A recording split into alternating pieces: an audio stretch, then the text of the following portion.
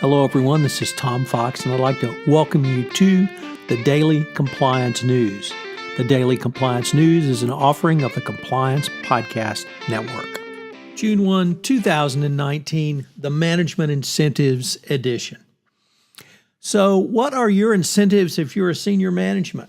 Well, in North Korea, apparently the greatest incentive is if you do your job well, you will get to live, as reports are that North Korea has executed officials for the failed Trump-Kim summit. The Huffington Post broke the story that North Korea has reportedly executed its special envoy to the United States over the failed summit, and the members of his team also met the same fate. So it's unclear if President Trump will attempt to put this management incentive strategy into work, but if just as you think things cannot be worse in North Korea, well, think again.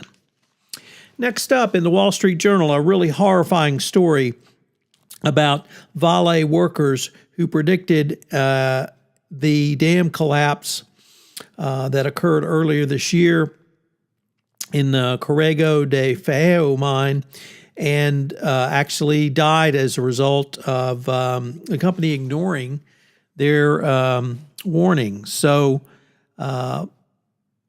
this ongoing tragedy and additional dams that may fail in Brazil is a huge scandal.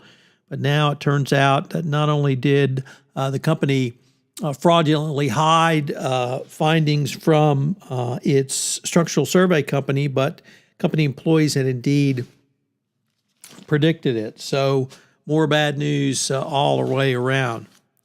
If you've worked in the corporate world, you know that meetings are the bane of your existence. Well, what happens when you can't have a meeting? Well, many Americans are about to find out if they are involved with Huawei, as Huawei has ordered employees to cancel technical meetings with U.S. contacts and repatriated Americans working at its Chinese headquarters. The workshop that was apparently underway was stopped in mid-workshop, and the conduct or contacts, rather, will end. So just when you think meetings are very, very bad, turns out that if you can't have them, that might not be as good a thing as you have wished. And finally, a news from the obituary page that I really couldn't pass up for this Saturday, and that is Claus von Bülow died. For those who remember during the 80s, von Bülow was charged with attempted murder of his wife, Sonny Bülow, von Bülow.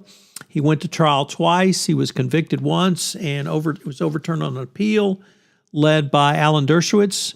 And on a second trial, he was acquitted on all counts. The book, Reversal of Fortune by Dershowitz, detailed his role in it. As he said, Dershowitz said the case had everything. It had money, sex, drugs. It had Newport, Rhode Island, New York, and Europe. It had nobility. It had maids, butlers, and it had a gardener. The movie was equally interesting, both for the portrayal of Alan Dershowitz and the portrayal of Claus von Bülow. Not an unsympathetic portrayal, and certainly the portrayal of Sonny von Bülow by Glenn Close was very sympathetic. So if you need something to watch, check it out this weekend.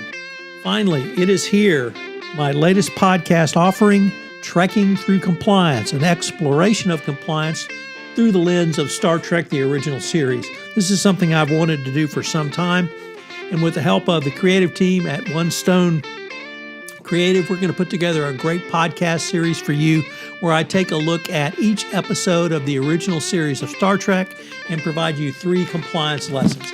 I know you will enjoy it. It will appear daily. All of this is a part of the Compliance Podcast Network and now a member of C-Suite Radio.